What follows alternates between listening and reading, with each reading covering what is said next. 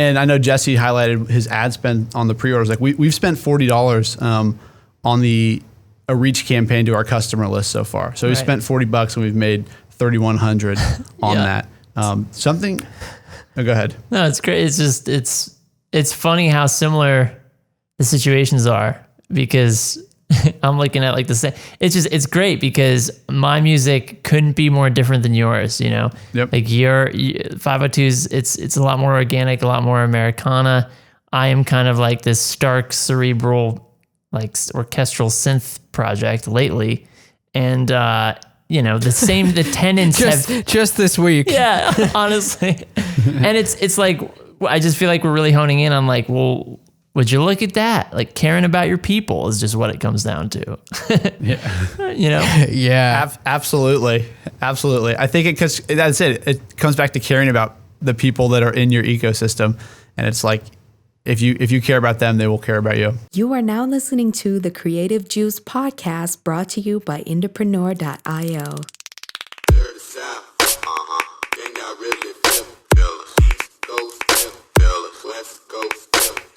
What's up, Indies? Welcome back to Creative Juice. I am your host today, Jack McCarthy. My co-host, Corinne Campbell, is not with us today, but I don't want you guys to fret. She'll be back next week, and I've got a really exciting episode that we're going to be kicking off here today.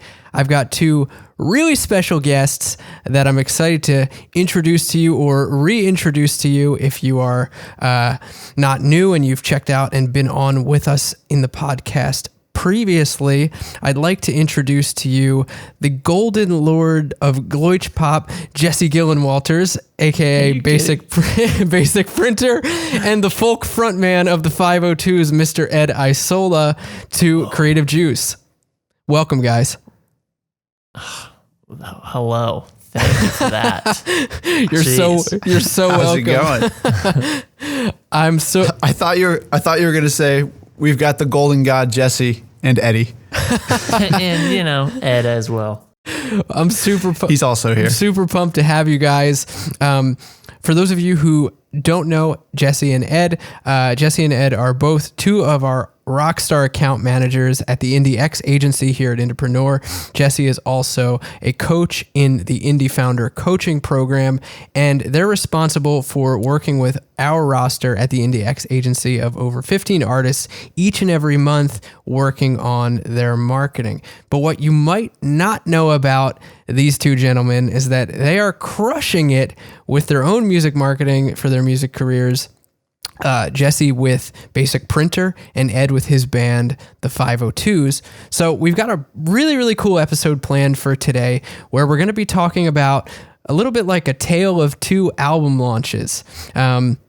Just to give you guys the basics, Jesse and Ed have launched records in the past using some of the strategies that we teach and employ here at Indepreneur, and they're both actually in the process of releasing new records this year, and they've kicked off things relatively at the same time. So we thought it would be a really cool idea to bring them on to the podcast for an episode here to kind of document what they've got going on with the new Basic Printer release, with the new 502s release, how the ideas from their previous releases have overlapped into this kind of next phase of things in their music marketing, and also just talk some insights of things that they've seen at IndieX and at Indie Founder. So I'm really excited to kick things off and to just put you guys in the hot seat a little bit. I hope that all that sounds good. What do you think?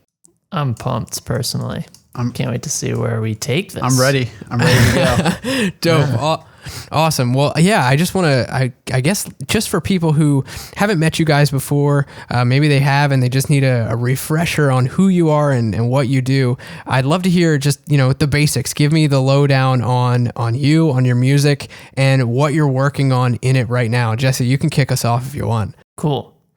So, to those who don't know, as Jack said, I am an Indie Founder coach as well as an IndieX account manager and technician. But before that, I was really kind of like a rabid Indepreneur fanboy. And I was in pretty early on in the company. I was digging into the trainings and applying that stuff way back when we only had one training. We didn't even have the full vault. And I was applying a lot of the strategies since then. I rolled that into an album launch using the Indepreneur kind of recommendations in late 2018. And since then, I've been nurturing the fan base that kind of helped, kick off, which, we'll get into that. But basically, since late 2018, I've been nurturing, upkeeping my kind of regular marketing, doing a little bit of additional lead generation and, and sales marketing and things, but nothing too major. I was mostly focused on shows. So I didn't have a ton of kind of really intense digital marketing happening, outside of some kind of initial, introductory traffic. But, I'm now at this point, where this year in May, I did a pre-order for an upcoming album, which just got finished. And we're going to get into all of that, but just kind of explaining that all to give you the context of I, like most of the listeners, even though I work here now, going through the same situation and have been applying this stuff for years and years, as it's evolved and as it's been put forth.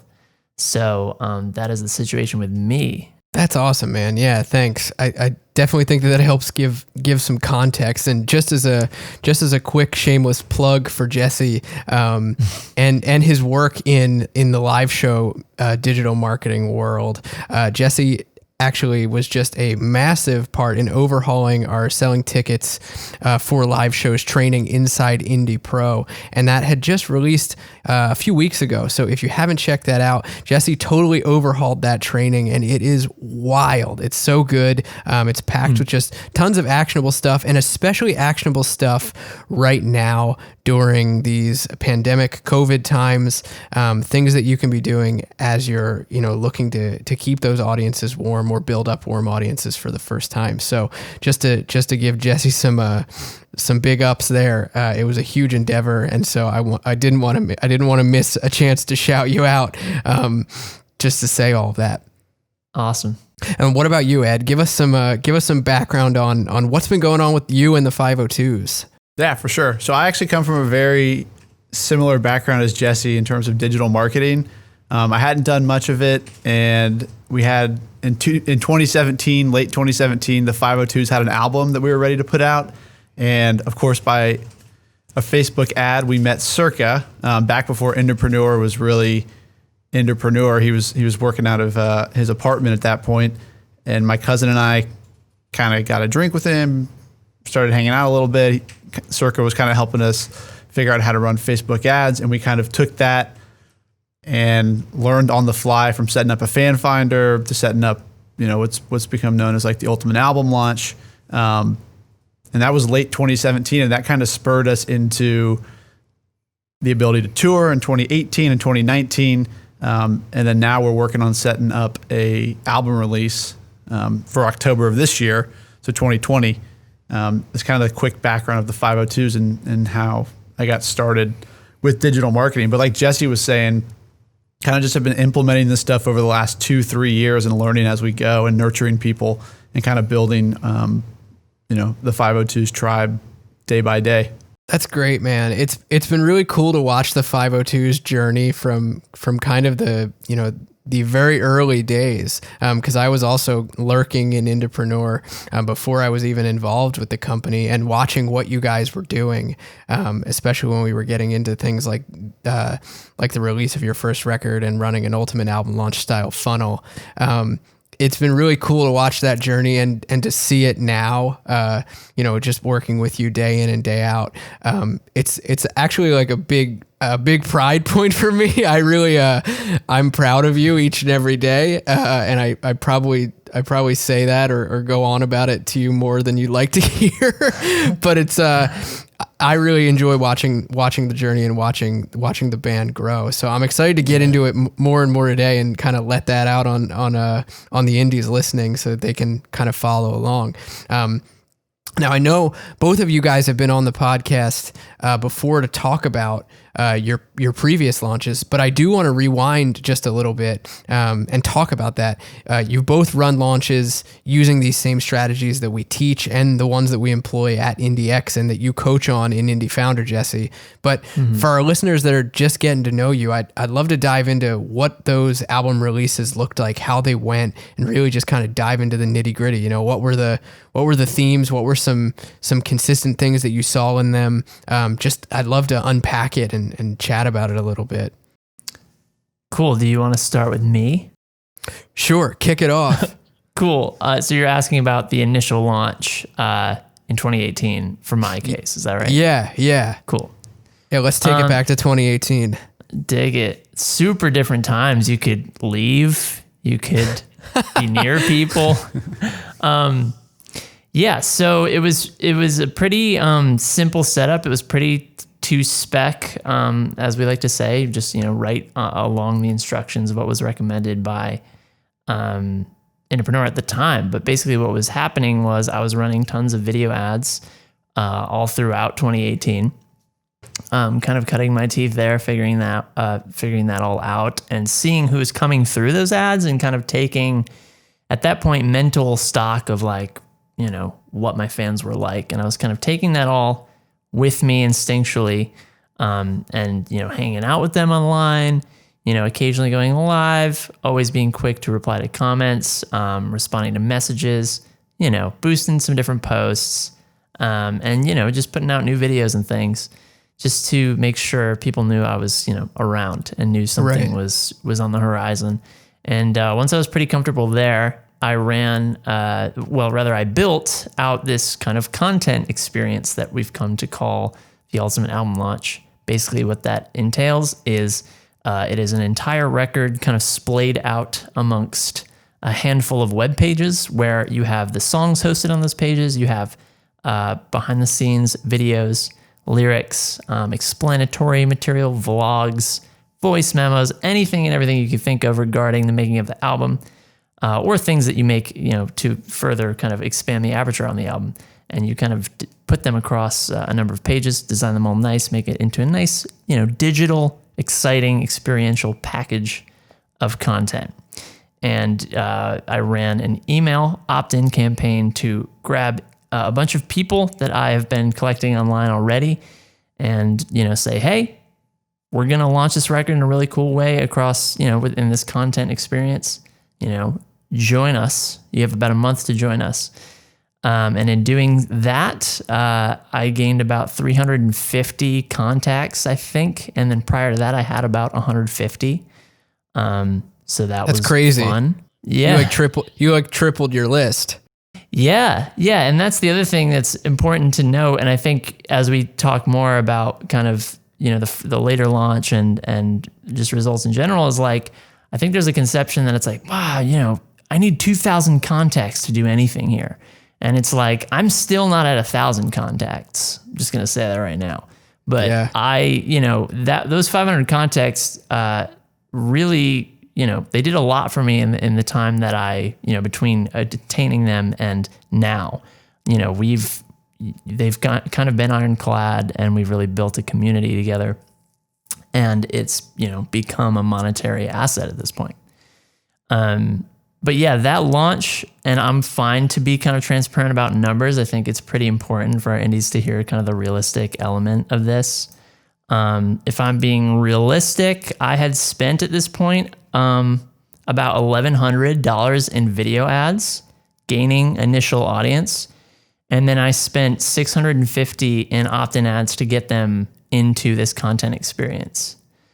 So I had spent about, $1,800 or so on this campaign all in all. Right. Yep. And I ended up so at the end of that content experience, I revealed the, merch offerings of the launch, which was a CD, a t-shirt, as well as an older CD that could be bundled together.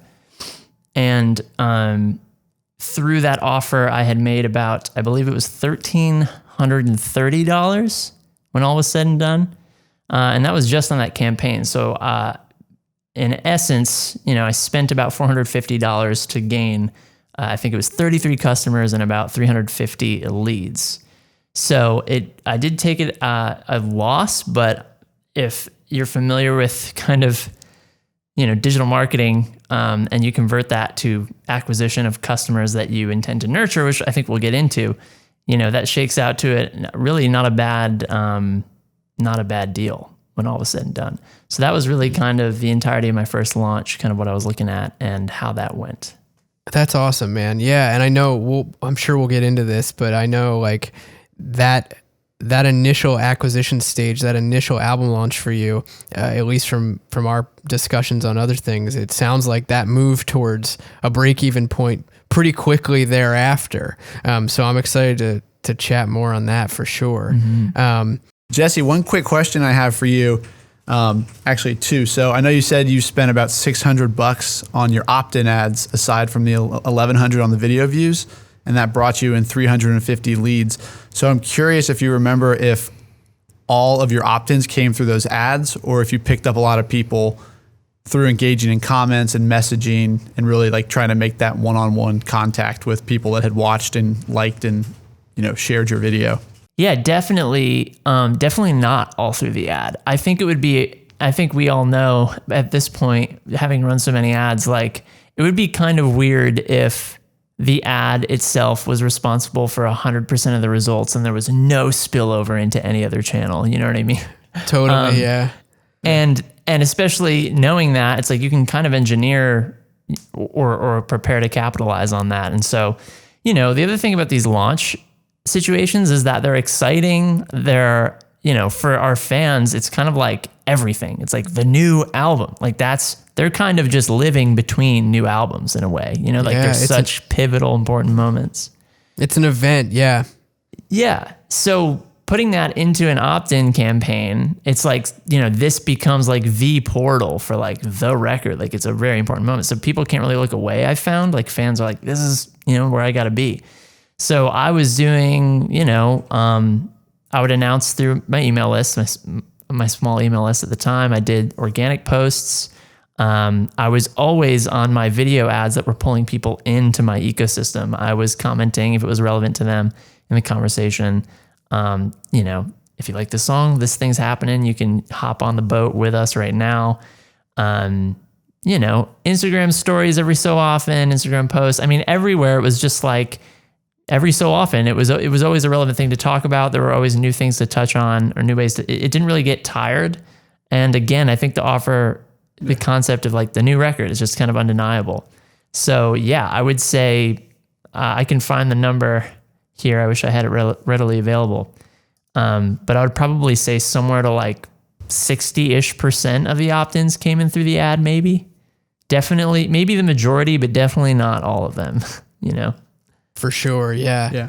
I think that's like a really good point to highlight, is just the engagement, because a quick background on like what the 502s did the first time around. We launched our video like first week of August or second week of August. We ran that video through, and then our experience started on like October 5th or something like that. So really we ran our entire album launch campaign within a 2-month window. And I know, Jesse, you said you were running, videos for the duration of 2018, which is probably more advisable to do looking back on it. But I think one thing that worked really well for the 502s was that we had this video that was shot in a laundry room, and it was very like on brand folky, like very on genre. And then we had themed our album launch experience around like, come join us at this backyard party. Again, very on brand. It was very connected to the video. And really what I remember seeing the most around that once we had launched the video was like you were saying, it was almost this frenzy of this 2-month period of like, going live on Facebook 3 or 4 times a week, like email. We didn't even have an email list at that point. So once people signed up, starting to email them to get them excited. But just like once somebody came in through the video or the opt-in page for the ultimate album launch experience, it was like just, and we were so excited. So it was like getting everybody hyped up and feeding off our excitement. It almost felt like there was this really kind of like tornado-esque like spiral of excitement around what was going on. And something, I know you said like 60% of your opt-ins came through the ads. Yeah. I was looking at ours today.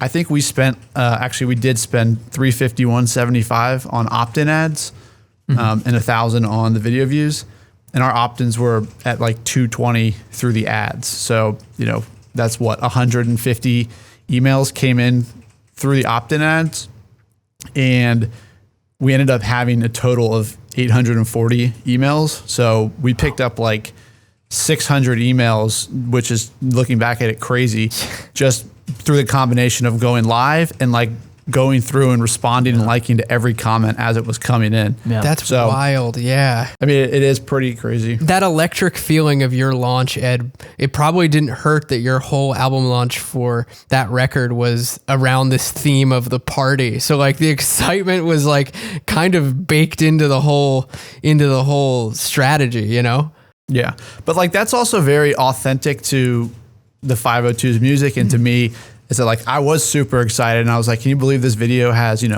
750,000 views on it? And it was just unbelievable. Like, I was in also that kind of like cycle of excitement. And so I don't think it's like something where if someone's listening to this, they need to go out and be like, oh, I'm going to make this thing the most, I'm going to make it like fakely exciting. It's like, that was very on brand for my personality.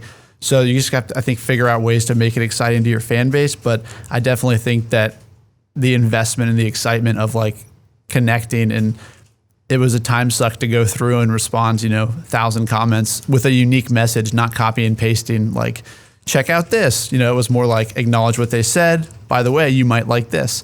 But I think people really connected with that. And that was something that really worked for us. Jesse, did you have a theme for your launch? The first one?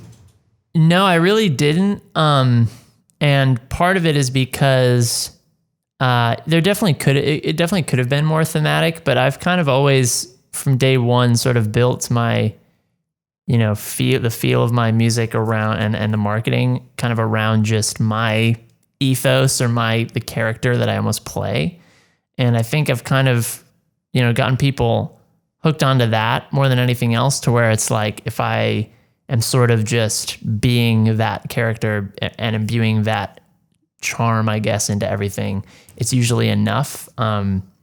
But yeah, so it wasn't very thematic. It was kind of just like, I'm doing this big thing. You've seen things in the past from me, like here comes kind of, the holy grail of things right now. Right. Basic printer, the character essentially carried the load of where a theme would usually go. Right. Yeah. Like there's kind of theming always happening, along the way. For sure. Yeah.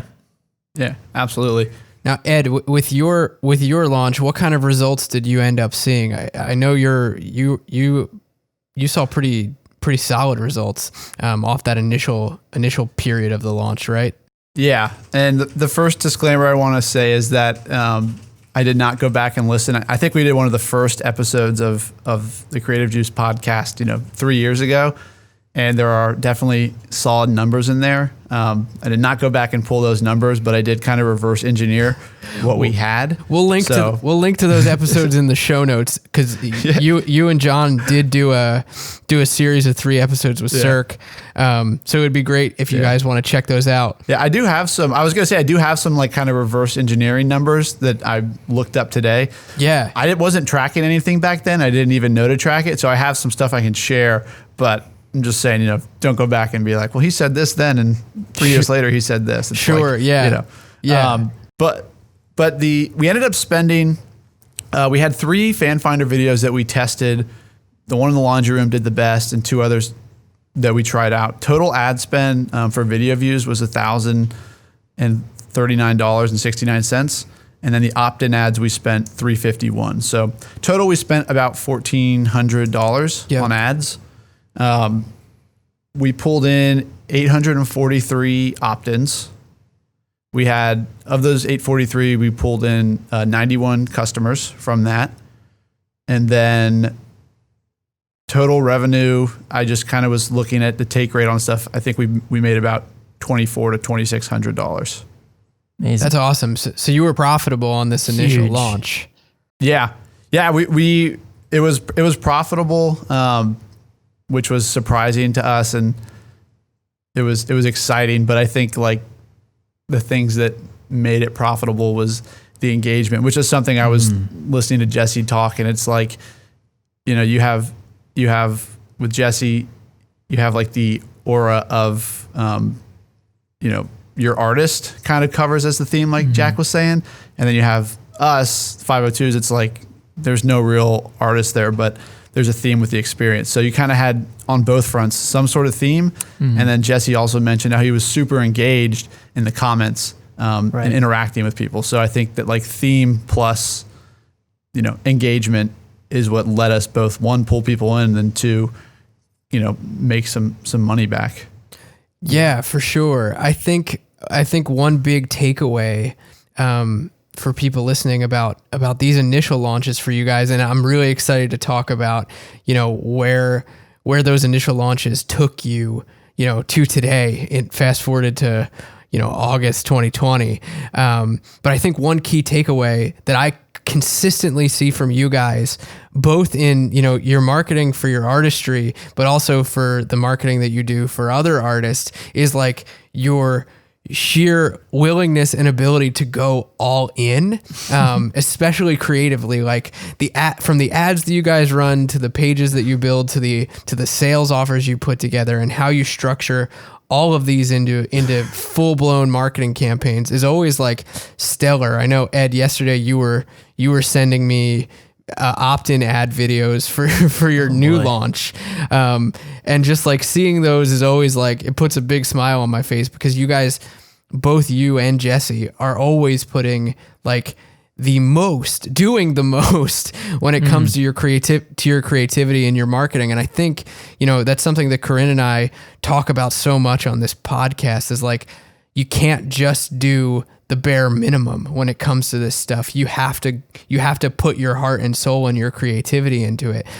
So it sounds like you guys I think you would agree with me that that's a big element to the successes that you've seen so far.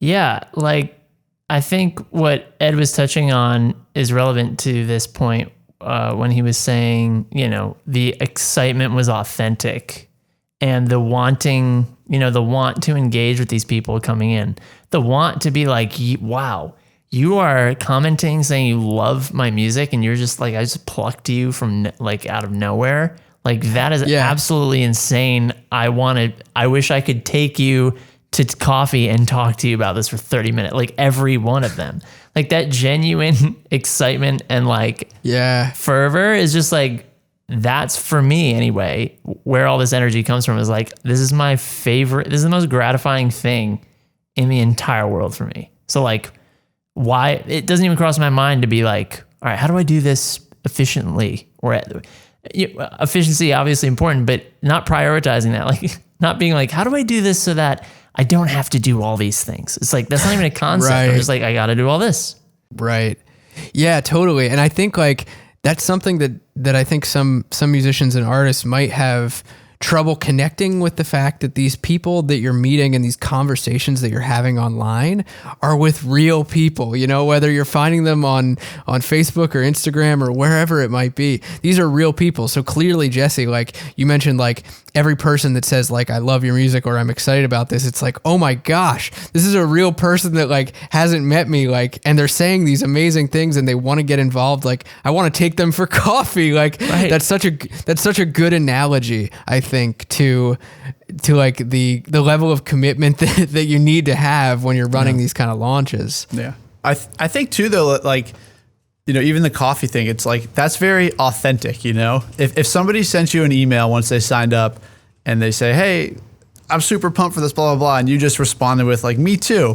It's like, that's not something that's going to excite people. True. Just Jesse saying that, it's like making me excited, where it's like, oh yeah, man, like I remember people, you know, emailing us and it's like, dang, that was awesome. You know, I did want to go see him for coffee. And it's like, if you send somebody back an email, it's like, dang, I wish I could meet you for coffee right now. This is going to be so much fun. That's just a way more personal and like authentic response. So I think that the root of it is that you can't, if you're going to go into an album launch, it's going to be a lot of work. And for me, even going into the second one, I was a little bit like, this is going to be like, all consuming, like on all fronts of life, from brainstorming, planning it, like doing it. It's definitely a huge commitment, but like if it's something you get excited about and you know that the back end of it is that people are going to experience your music and then also become the same level as passionate as you are, it's like it's worth it. But you really can't skimp on anything from like day one of, the video to running through the actual launch of it. It's like I always feel like everything's got to be not perfect, but perfect to me. Like everything's got to be up to my standard that I love it. And I think that might be something that a lot of times people get intimidated by. How am I going to do all this stuff? And how am I going to film a video? And how am I going to film a, opt-in video and set up an experience? And I think that more so what's worked for me is just looking at it as like step by step, like, all right, first I know I got to get this awesome video and like just really pouring myself into that. And then once the video turns out awesome, you're kind of spurred into, all right, well now I know I need an awesome theme for this experience. So let's figure that out and like kind of go in one by one. But I think people pick up on authentic things, and that when you're really excited and you really believe in what you're putting out, people pick up on that through the comments. And I think your comments, emails, all that stuff reflects it. Love so that. I would say one, like, make sure you do a quality job. And then two, just like understand it's going to be a lot of time, but it's going to be awesome. Like Jesse said, it's incredibly gratifying to talk to some formerly random person on the internet that loves your music. And it's like unbelievable. Mm-hmm. Yeah. I mean, you guys have clearly in both of your music careers have reaped the rewards of the hard work that you put in. Both initially right when those launches were happening in the midst of them and as you wrap them up. But, fast forwarding back to today, you're both in the midst of launching new records. I was super excited to bring you guys on to not only look back at your previous launches, but talk about what you're working on right now, because you're on such similar trajectories with your next record releases, but you guys have like vastly different styles of music. So I want to talk about that a little bit and talk about what you guys are working on right now. Jesse, I'd love to hear, about your launch, your new record, where you're at in the stage of launching that and what kind of results you've seen so far. Cool. Yeah. So as I mentioned before, this launch where, I had grabbed a bunch of emails and, I at a bit of a loss, but also created a bunch of customers in that moment. I was sitting on those, 500 or so emails for, again, I guess it would be pretty much 2 years, almost 2 years. And all that while, I really didn't commit hard into like digital marketing strategies as like the forward focus of everything. I was doing a lot of, I toured in that time a few different ways, a few different iterations at the end of 2018. And then in 2019, I really focused on kind of like Nashville shows local to me. And a lot of my budget was going there. So I wasn't doing a lot of lead generation or other things like that. I mean, I did some here or there. I kind of emerged from that album cycle, I like to call it, like up to the modern day where I'm in this new album. Kind of between launching that my last record, Good Weird, and this current one, I wound up with about 660 leads. So I had only, just to give you the scope of like, I kind of got launched on about 500. I only gained about 150 since then. But all that while I was doing some shows, I was live streaming here and there. I was launching some new fan finders, new videos. I was doing some free plus shipping and handling kind of in a light manner. I was doing a little bit of lead generation, but not too much. But yeah, so kind of touch and go and I guess the other thing is that I started a podcast that I kind of unflappably committed to. I think I didn't, I maybe missed 2 episodes, and the goal was like weekly, and I ended up doing 74 episodes or something. It's currently on hiatus as I kind of move into this new cycle, but that was a big thing too, is I always had something new to email everyone about. So weekly emails, weekly podcasts, and then again, all of these other things I mentioned. So just And it's easy to just say that as like a bullet point, like, oh, then there was this phase where I, did some stuff, but it's like, that was kind of everything, Yeah. That was vital, because it was like, all right, I got these 500 people from this launch. Like, I got to make sure I give them every reason to stick around and just know, like, I'm committed to this and that we have a community, like, this isn't just, I didn't just juice you for money and like, I'll never think about you again, or I'm not here to, continue to know you. Right. So you were really doing some pretty heavy nurturing work in between these launches, just with these different initiatives, whether it be, sales promotions or free push shipping and handling funnels, or touring, or live streams, or a podcast with 74 episodes. Yep. There was a lot going on. Yes. And, it's hard to know how to attribute things to that, it's hard to know like what of that resulted in revenue today. But all I know is that, I didn't really, I didn't recede. I didn't regress in my growth. Right. I think it was important for maintenance, and there were plenty of great conversations had and things like that. So from a qualitative perspective, it was like palpable in my eyes. Like, yeah, we are going strong. People are here. There's people who've been here since the beginning, and they wouldn't think of, unsubscribing, so to speak. Yeah. So that winds me up at this new album, which I decided to launch with a pre-order. So for Good Weird, for the last record, I thought it was important to get a launch going, which was designed to kind of take these totally new people and kind of prime them for an eventual purchase. But at this point, I had 660 leads that I had nurtured, and I think 300 of them were customers at this point, by way of either ticket sales, free plus shipping and handling, or that launch, or just kind of ad hoc, merch sales here and there. Right. Somewhere between, I think it might be more accurate to say it was 200 customers. 300, there's about 100 where it was ambiguous. They had been to a show, that was for sure, but it's uncertain whether they had purchased the ticket. Right. Somewhere between the commitment levels. Right. But 100 of them definitely strong leads. They went out to a show. I've verified at least that much. So that segment of 200 to 300, I knew I had that. I knew I had a strong list for that reason. Like a huge 33% of this list was customers, essentially, which is a high conversion. So this list was very strong. Yeah. And I knew I could probably go in with a pre-order and get a lot of those initial sales immediately. And I won't be too exhaustive about this, but I ended up setting up a pre-order page where I had 4 products of different tiers. I had a tape, a CD, a shirt, and a custom wooden puzzle. And they were at different price tiers. And I basically let the pre-order page allowed them to basically build their own bundle with different discounts involved based on how much they bundled together. And I sent that to just my customers for 2 weeks. And then I sent it to the whole list for another week. And then I opened it to like my warm audience, my social audience.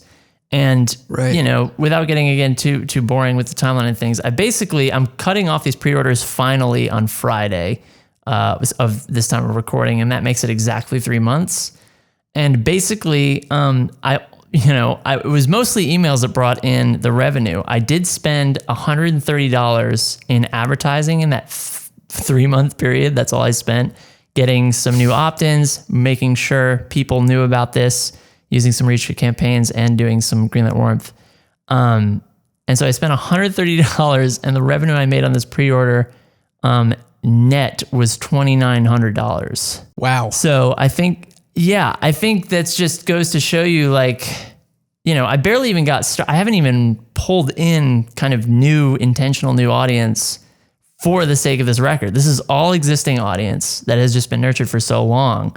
All I had to do was really tell them about it. The ad spend here was not put towards converting people into warm audience. Do you know what I mean? Like, right. It was just reaching a warm audience by some method or another, and letting them know about this. And again, there's still 3 days left for me, so that may actually go up. But I was definitely floored by the initial reaction, and how it's continued for 3 months, the traction carried through for a while. So that is the current state of that launch. And I guess I'll let Ed get into his, and we can maybe look back on what this all means.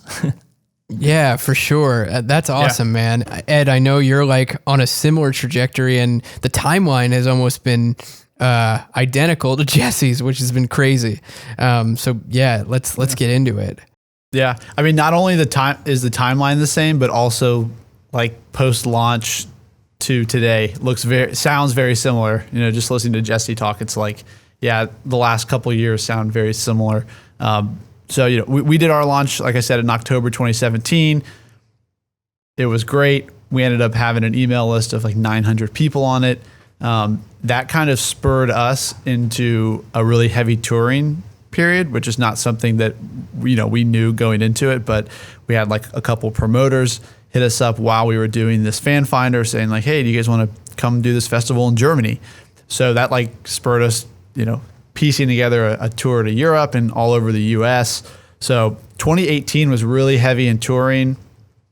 Same thing with 2019. So I think one thing that Jesse touched on that was huge was that even though, we had this launch in 2017, end of 2017, and then really 2 years of like, of kind of touring over the summers and going to play shows and meeting people and that kind of stuff. We weren't doing really any digital marketing stuff for most of 2018 or 2019.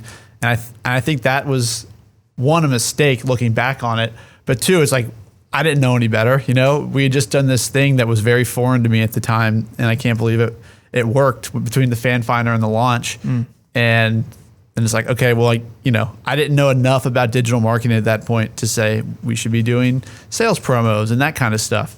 But one thing that we did do on Cirque's advice was make sure that we were nurturing the emails, which is the exact same thing that Jesse said. So, we were sending an email every 2 weeks about something to people for the last couple of years. So it's like you get this consistent stream of communication with people. And one question I always hear at like IndieX is, well, what am I supposed to email this list about? It's like, it doesn't matter, what you're emailing people about. I would just, I mean, it does to some degree, but like I would send an email sometimes. I just wake up and be like, you know what, like pretty good day. So I'd send an email and say, hey, was just thinking of you guys today. Like it's pretty nice day. Hope you're having a great day. And it's like, that's not watch a video. It's literally just like almost a text message type of communication. And I think what's important is that, yeah, we'd send, hey, we have a video, or here's some tour dates, or that kind of stuff, but also just emails where it's checking in, where it was like, thanks for being a part of the community and watching the videos and responding to these emails, that kind of stuff. Those people that, everybody that had joined for that launch over the next 2 years, we really formed a relationship with, so much to the point that, and this is like to highlight the importance of nurturing people after a launch. It's like so much. So after we did this launch and we'd been communicating with people, as we started touring, someone would be like, hey, can you come to, city A? And we'd say, yeah, but can we crash with you? And they'd be like, okay, I feel like I know you well enough now at this point to like do that. Or it'd be like, I remember when we announced going to Europe, we were booking that ourselves. We had no clue what we were doing.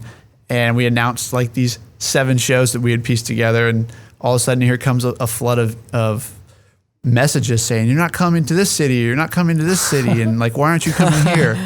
All these people. And it's like, it was awesome. But at the same time, it's like, well, we don't have a crowd there. We can't pool people in Scotland. We have like you're the person that we know in Scotland. Right. So by proxy of like nurturing all these people and like emailing them and actually taking an interest over the course of a year and a half post launch, people were throwing us shows, and it was like, hey, we will come, like, we'll take donations, but can you like see if you can get 20 or 30 people together and we'll come do it, and we'll find a way to make it there. And just that kind of relationship, it's like, wow, people will go above and beyond. They'd be throwing shows on like, one place out in the Netherlands, they had like a whole dinner prepared for us, and then like a post party, and like it was awesome. Jeez. But it just speaks to like taking an interest in nurturing people, which is, I know what Jesse was touching on, and like what I stress all the time at IndieX. It's like, you're not just collecting emails, you're not just asking for a sale. Like, when you start this, you're actually long-term investing in building, yes, the music and the band, but also like impacting people positively. So I think that if anything, post-launch, it's like, just make sure you don't skimp on nurturing. Even if that's an email every 2 or 3 weeks, just do not allow yourself to skimp on that. And that kind of like led really nicely up to where we are now, which is getting ready to release our next album. So I started this year. We recorded in 2019, and then started this year. We started planning, just knowing how much is going to go into an album launch, and wanting to make sure that we, so to speak, one-upped it from the party. Started planning like everything at the start of this year with the whole band involved and kind of getting everybody up to speed. But it's like, we start planning, got this whole timeline and theme and stuff developed, which we can get into if you want to. But then Jesse and Jack, they're like, hey, are you doing a pre-order? I was like, I hadn't thought about it. I did not have a pre-order plan. So I had to rearrange my entire schedule like a month before we were ready to go, which, I'm glad we did, because I essentially used the exact same style of pre-order as Jesse was just describing, where, we have 1,200 people on our email list that are subscribed. And of those 1,200, we have like, 900 of them are 5-star contacts. And we set it up so that we did a 2-week email series to our top contacts and past customers, and said, hey, you're getting a look at this before anybody else. It will be publicly available, but here's the bundle. So we made that, and then once that was up, we ran to the rest of the email list, a 2-week email series, the same thing, just tweaking the language so that it wasn't like, too repetitive, but it was going to new people. So based off of that, so far we've done 123 orders with 210 items purchased. So we've had like our core offer is a signed CD, a limited edition patch, a handwritten thank you note, like a 10% discount at the merch booth for future shows. And there's one other thing. Oh, access to a live virtual concert in the future. So that's like the core offer. And then we've got a live CD as the order bump for $12. And then we've got a t-shirt as the one-time offer. And we've done 123 orders so far with about 3,100 net sales, with 128 customers. So that just kind of goes, I know we're going to dig into it a little more, but it's like the first album launch, we had 91 orders. And this time around, the pre-sale has been 128. So I think it just goes to speak to building and nurturing the list, your email list. I hate to like describe the people on the email list as the email list, but building and nurturing those contacts and making sure you're providing value. It's like, and then people will get excited when you have a new album coming out.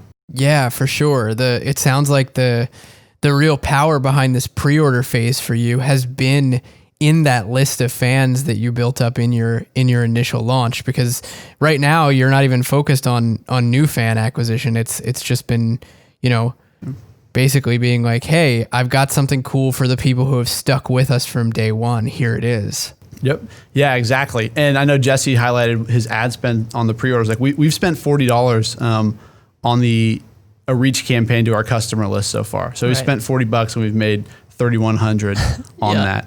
Go ahead. No, it's great. It's just, it's funny how similar the situations are, because I'm looking at like the same. It's great because my music couldn't be more different than yours, Yep. Like your 502's, it's a lot more organic, a lot more Americana. I am kind of like this stark, cerebral, like orchestral synth project lately. And, the tenants just this week. Yeah, honestly. And it's like, I just feel like we're really honing in on like, well, would you look at that? Like caring about your people is just what it comes down to. Yeah. Yeah. Absolutely. Absolutely. I think that's it. It comes back to caring about the people that are in your ecosystem. And it's like, if you care about them, they will care about you. Yeah, for sure. What I'm really hoping that our listeners take away from this is, amongst all the value that you guys are dropping about your launches and how you've rolled them out and what you've been doing with your fans, is like this idea of long-term trajectory and long-term movement of your career, from one launch to another, and what that initial launch did for you in the pre-order periods of your second launches. Cause I imagine you guys have plans for what's happening with the next portion of the release, but just maximizing, your customer LTV and building that up over time. The fact that, primarily you've been selling to your existing customers and getting kind of like compound ROI happening here is really impressive. So I hope that people can take away from this, that concept. It's so important is to look at all aspects of your music marketing as often as you can, from what kind of data am I building up in this? How am I building relationships with fans that are going to last? Yeah, absolutely. Yeah, and let me also just say on that point of LTV, like one thing I didn't mention here yet is like I had some massive orders from people that I had really ascended on this pre-order. I had people ordering multiples of things. I had a couple people order, I had the cassette tape in 4 colors, and they ordered, every color. That's so sick. and things like that. And, like just crazy. Like for example, I had a fan that I had guest on my podcast. And, because, I had him on my podcast to hear a demo version of the record I ended up releasing.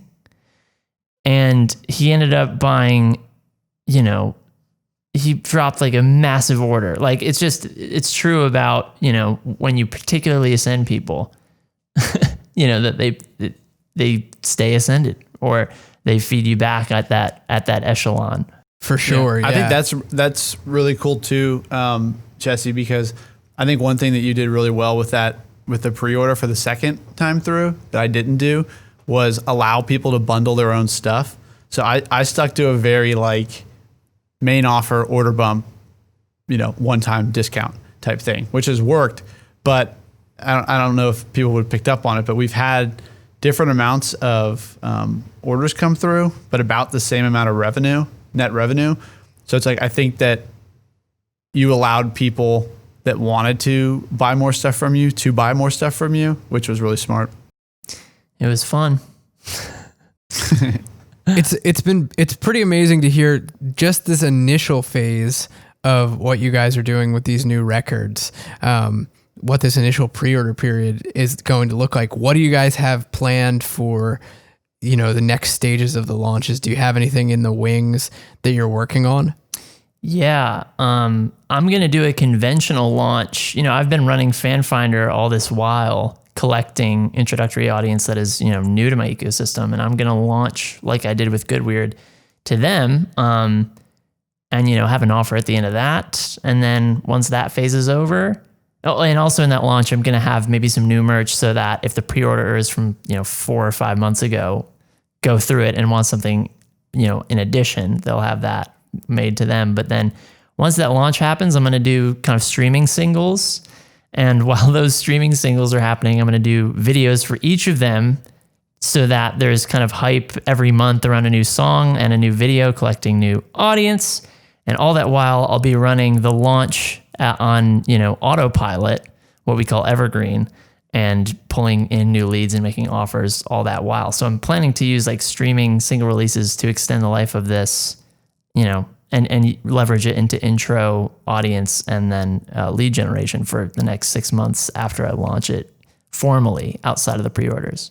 That's super cool, man. Like it's cool. And I asked that question specifically because I knew you would have an answer like that.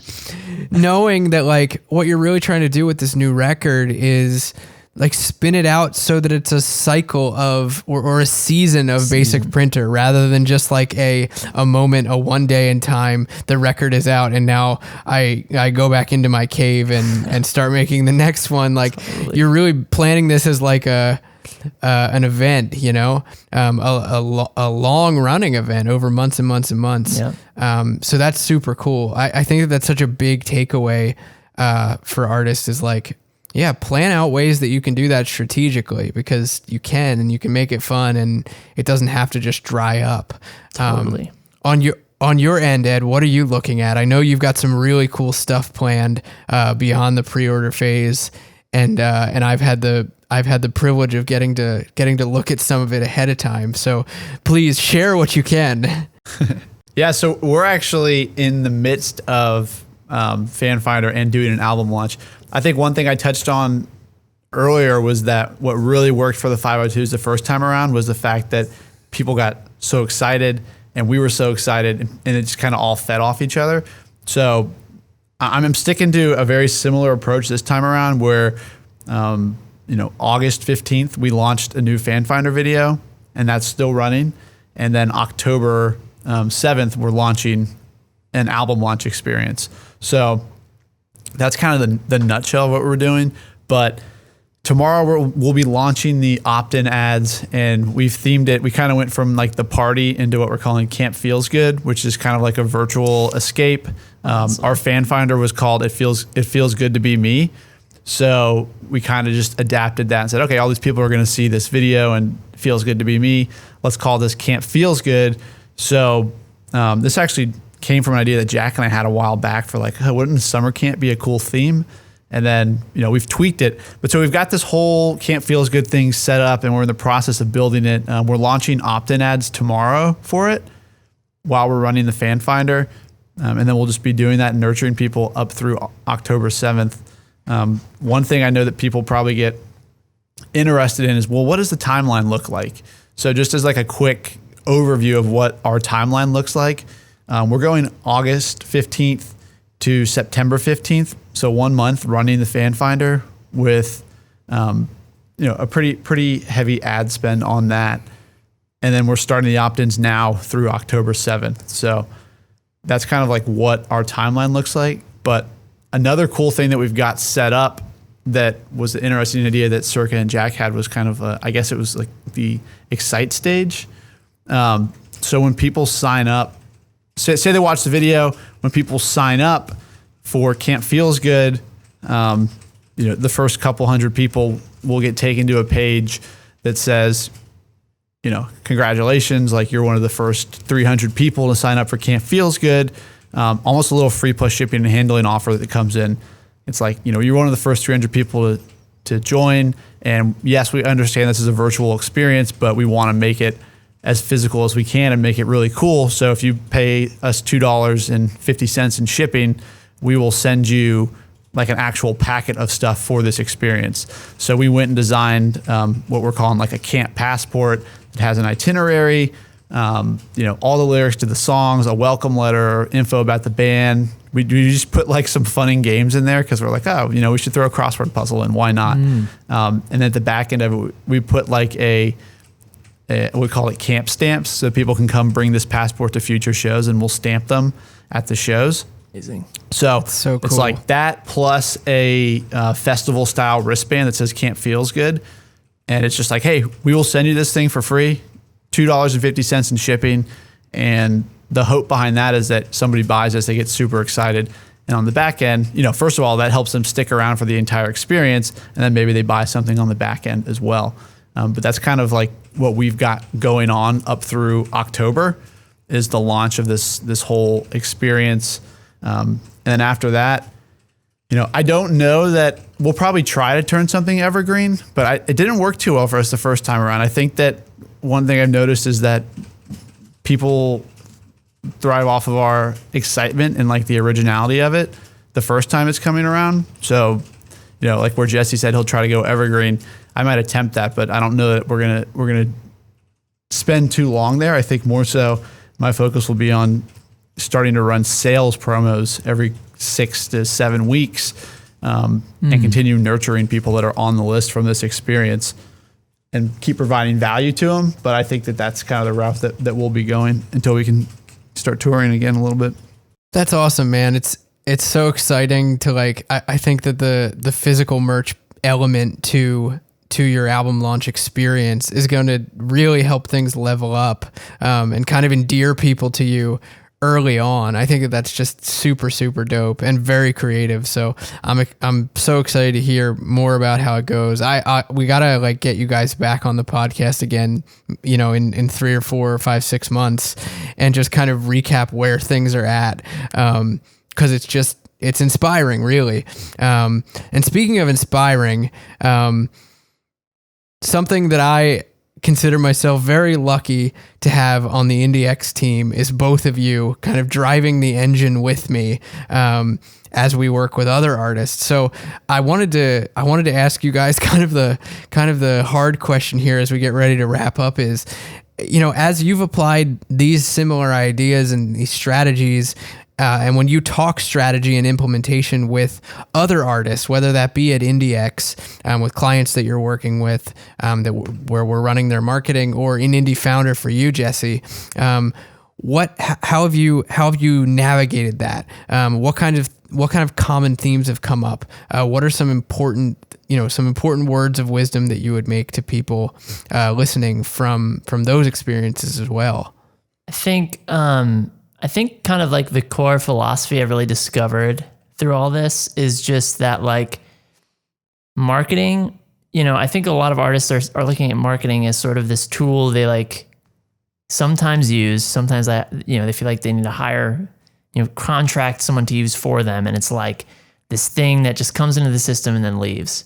And I've seen more and more, and I feel like we've talked about this in effect with kind of the excitement being, you know, a given campaign being better if like you are genuinely invested.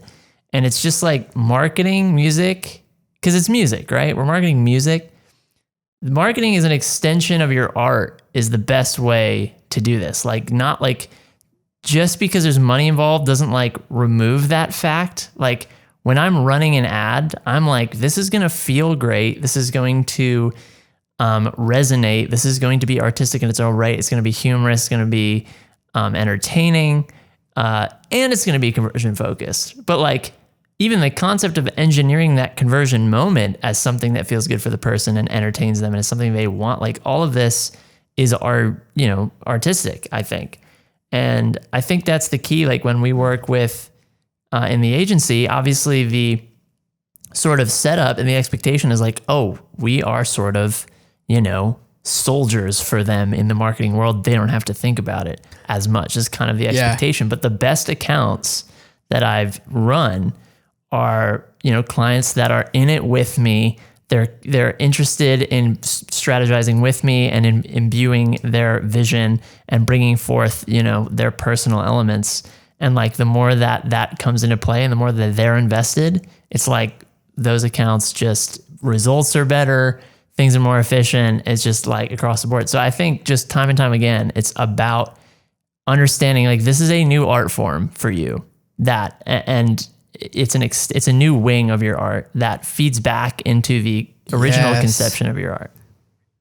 Yeah. That's so well said. I couldn't agree more. Cool. Yeah. I think that's like such a great point, Jesse. Someone asked me recently, they're like, oh, so have you been like writing new songs? I was like, not really, honestly. Like the last 6 months, I've just been trying to come up with this whole Camp Feels Good experience and like the branding and the theming and the pictures and all this stuff around it. So I think that as people get more experienced with launching stuff, and you know, like for us, it's the second time around, so we know what's coming, right? So there was even some songs when I was writing them for this new album, where I was thinking about, oh, this could be if I did this, it could be a cool fan finder, or how could this play into a potential, theme down the road. So I think that really accepting that, all right, yes, the music is important, but so is everything else. And like, it shouldn't be a burden. It's like supposed to be fun and you're supposed to enjoy it. Like marketing, I've had just as much fun putting together that little Camp Passport thing as I did writing a song. So I think that's an awesome point. And then same thing. It's like the accounts at IndieX that have been the most fun to work with and have seen the best results as well have been accounts where people show up and it's like, yeah, we can do the tech work, we can build the stuff out, but we can help you brainstorm it. It's like but when people show up and they're excited and they're motivated about it and they're getting in the weeds and they're coming up with ideas and they're engaging in the comments and they're not slacking off on that kind of stuff. And like, they're really truly excited about what's going on and less of a, yeah, we hired you, so just make this work.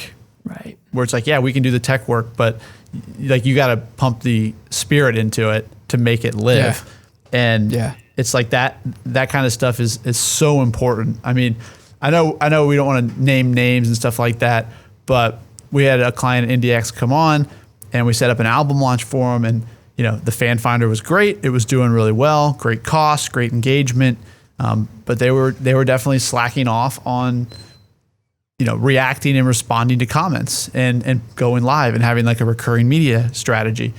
And as we start building the opt-ins for this campaign, we're getting a great cost per opt-in. It's like $1.50 per opt-in, but the actual opt-in ads can only take you so far, right?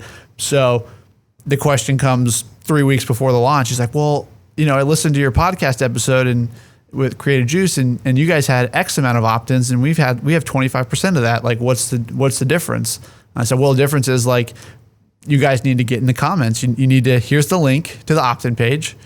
You got 6 people or however many people in the band, like, go respond to all the comments and like, let them know that this thing's going on. They probably don't know.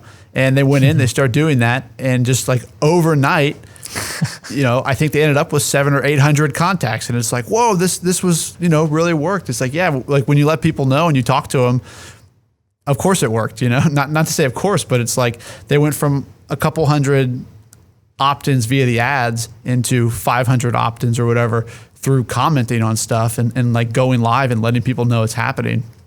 So it's just like, at IndieX, and I think just with Jesse and I, and also in general, it's just making sure you go out and engage with people and just like, go the extra mile and respond to the comments, respond to the emails, do all that stuff.